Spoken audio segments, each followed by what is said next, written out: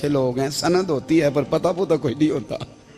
یہ اعلیٰ حضرت نے لکھی ہے بات. سند ہوتی ہے، پوری ڈگری ہوتی ہے، اس پہ کئی لوگوں کے سائن بھی ہوتے ہیں. تو بہت سارے طالب علم ایسے ہوتے ہیں جو مدارس میں کہتے ہیں میں فاضل فلاں ہوں، لیکن کوئی شے پاس تو مولانا سردار احمد صاحب محدث اعظم پاکستان رحمۃ اللہ علیہ اس بوڑھی کو کہنے لگے تیرا بیٹا کند دینا ہے، پڑھنا پڑھانا اس نے کچھ بھی نہیں، تو یتیم بچہ ہے، کل کو تو کہے گی کہ میرے بیٹے نے وقت ضائع کیا تو واپس لے جاؤ.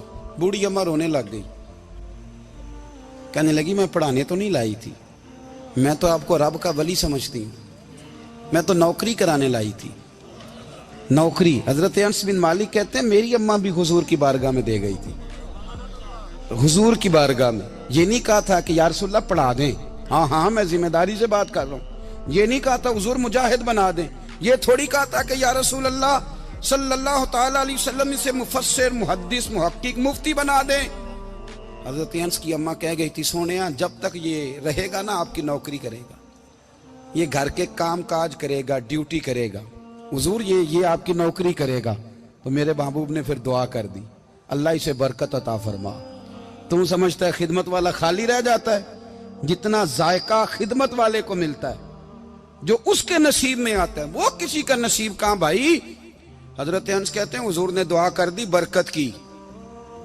مجھے تو کھیتی باڑی آتی بھی نہیں تھی، پر لوگوں کے باغ میں سال میں ایک دفعہ پھل لگتا تھا، میرے باغ میں 2 دفعہ لگتا تھا. حضور نے دعا کر دی یا اللہ اسے اولاد دے. فرماتے ہیں میرے بیٹے، میرے پوتے، میرے نواسے، میری بیٹیاں، فرماتے ہیں میں زندہ ہوں اور میری 100 اولادیں موجود ہیں. پریشان ہو گیا 100 سن کے کہ بچے 2 ہی اچھے، 100 اولادیں میری موجود ہیں. حضرت انس بھی مولانا سردار احمد صاحب کے پاس نا چھوڑ گئی بچہ، کہنے لگی حضرت جی میں کو پڑھانے کے لیے تھوڑا چھوڑ گئی ہوں، میں تو اس لیے چھوڑ کے گئی ہوں کہ آپ مہربانی کریں خدمت کرائیں. تو حضرت جی کہنے لگے کوئی ایسا کام ہی نہیں، خدمت والا کیا کراؤں؟ کہنے لگی پٹھے پوا لیا کرو. جی ہن لڑ پیندے نے، کہنے نے بچے کام کر دیں مدرسے دا. حالانکہ اب کہاں بچے کام کرتے ہیں، اب تو گزر گیا دور، اب تو بچے کام کراتے ہیں. اب بچے بھی ناراض ہو رہے ہیں، گھور گھور کے دیکھ رہے ہیں. صحیح پہ رہا ہوں آپ کو، بچے کام کراتے ہیں، بچے کہاں کام کرتے. کہنے لگی یہ چارہ ڈالے کرے گا آپ کی بھینسوں کو. تو حضرت نے اس کو کہا کہ بی بی چارہ میری بھینسوں کو ڈالنے کے لیے میں نے بندہ رکھا ہوا ہے، تو جا لے جا. کہنے لگی ہاتھ باندھ کے حضور مہربانی کریں رکھ لے، چارہ ڈالے گا. اور پتر توجہ سے چارہ ڈالنا حضرت کی بھینسوں کو. رونے لگی. حضرت نے رکھ لیا، مہینے کا خرچہ بھی دیتے. شام کو نا وہ سارا دن کام کرتا، شام کو آ کے پیروں میں بھی بیٹھ جاتا. حضرت جی لائیں تیل تھوڑا سا، پیر نہ دبا دوں. 8 سال ساتھ والے پڑھتے رہے، یہ بیچارہ نوکری کرتا رہا. میرا روپ بھی نہیں تے میرا رنگ بھی نہیں، اور مینو یار منان دا ٹنگ بھی نہیں. کبھی کبھی نا حضرت بلال حبشی فارغ ہوتے نا تو نبی پاک کی بارگاہ میں عرض کرتے حضور کوئی کام تو نہیں، سارے ہو گئے، حضور جاؤں ذرا. چلے جاتے. ایک دن سلمان فارسی کہنے لگے یا رسول اللہ یہ بلال کہاں جاتا ہے؟ فرمایا جا دیکھ کے تو آ. حضرت سلمان واپس آئے تو آ کے رونے لگے. کہنے لگے سونیا جب یہاں سے جاتا ہے نا تو جا کے سیدہ فاطمہ کی چکی پیسنی شروع کر دیتا، بی بی صاحبہ کے کام کرنے لگتا ہے. گھر میں جا کے اسنین کی ڈیوٹی کرتا ہے، وہاں بھی کام یہاں بھی کام.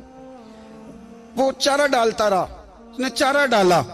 حضرت محدث اعظم کی بھینسوں کو دستار فضیلت کا وقت آ گیا، سارے پگڑیاں سجا کے آ گئے. آج دستار ہوگی. یہ نہ پیچھے ہو کے بیٹھ گیا، چونکہ پڑھا ہی نہیں تھا تو دستار کا ہے کی دستار تو اس کی جو پڑھے گا. ہم نے تو پڑھا ہی نہیں، ہم نے تو یار پڑھا، گھر پڑھا، ڈیوٹی کری. حضرت محدث اعظم رحمۃ اللہ علیہ کے ہاں جب اعلان ہونے لگا نا کہ اب دستار ہوگی تو حضرت نے پہلا اعلان اس کا فرمایا. تو مجھے والا بندہ کپڑے بھی کدی کدی بدل دے نا. وہ کہتا ہے جس حال میں بھی تھا میں پلٹ کے دیکھنے لگا کہ پڑھا پڑھایا تو ہے، کوئی شے نہیں. تو یہ ماجرا کیا ہے؟ پیچھے سے اٹھ کے آئے تو کہتے ہیں باقیوں کی دستار کسی عالم نے کی، کسی صوفی نے کی، لیکن یہ بھینسوں کو چارہ ڈالنے والا جب آیا تو محدث اعظم نے فرمایا پگڑی کے بال کو کوئی ہاتھ نہ لگائے، یہ ساری دستار میں نے کرنی ہے. اور فرماتے ہیں حضرت بال بھی دیتے جاتے تھے اور آنسو بھی بہاتے جاتے تھے، ماتھا بھی چومتے تھے. اور فرماتے تھے دستار کے بعد چلا تو نہیں جائے گا یار، مجھے تو عبادت بھی نہیں رہ گئی، مجھے تو چابیوں کو بھی نہیں پتا کون سی کہاں رہتی ہے، جائے گا تو نہیں تو؟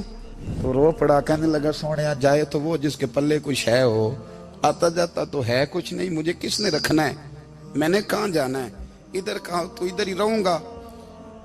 وہ اس طالب علم کے سارے استاد بھائی کہتے ہیں اس نے دستار کرائی، پڑھا پڑھایا کچھ نہیں، پر جو مسئلہ اڑ جاتا تھا نا، وہ جو اڑ جاتا تھا نا، وہ جا کے اس سے پوچھتے تھے تو کتابیں کھولنے کی ضرورت نہیں پڑتی تھی۔ حضرت ام سلمہ رضی اللہ تعالیٰ عنہ کہتی ہے میں نے عرض کی یا رسول اللہ صلی اللہ علیہ وسلم میری بچی بڑی بیمار ہے، تو مجھے کسی نے کہا ہے یہ تھوڑی سی نشے والی چیز ہے، یہ بنا کے تیار کر کے دو صحیح ہو جائے گی، بیمار ہے بچی تو یہ نشے والی چیز ہے، اس کو تیار کر کے دو، تھوڑا نشہ ہے۔ اگرچہ بعض میں نے شروع میں کہا بعض لوگ مریض کو، سخت مریض کو ایسی ادویات جو مجبوری بن جائے اس کی گنجائش اور اجازت دیتے ہیں، محتاط علماء تو اس میں بھی بہت ساری چیزیں پہلے بیان کرتے ہیں، لیکن اس نے کہا جی نرا نشہ دینا ہے شفا کے لیے۔ حضرت ام سلمہ کہتی ہے میرے نبی پاک نے میری طرف دیکھا، میری طرف، تو میں نے کہا یا رسول اللہ آپ کیا فرمانا چاہ رہے ہیں؟ تو نبی پاک نے فرمایا ام سلمہ کبھی ناپاک چیز میں بھی شفا ہوئی ہے، کبھی ناپاک چیز میں بھی، کبھی شراب اور خمر میں بھی شفا ہو سکتی ہے۔ شفا رب کریم نے رکھی ہے پر شہد کے اندر رکھی ہوئی ہے، شفا اللہ نے رکھی ہے قرآن مجید میں رکھی ہوئی ہے، تو اس میں بھی کبھی یہ حضور نے بیان کیا ہے کہ اس کے اندر شفا ہو سکتی، تو امت کتنی دلیری کرتی ہے جو یہ مشورے دیتی ہے کہ اس کے اندر نشہ ہے، شراب ہے، تو کھانسی چلی جائے گی تو فلانی بیماری چلی جائے گی۔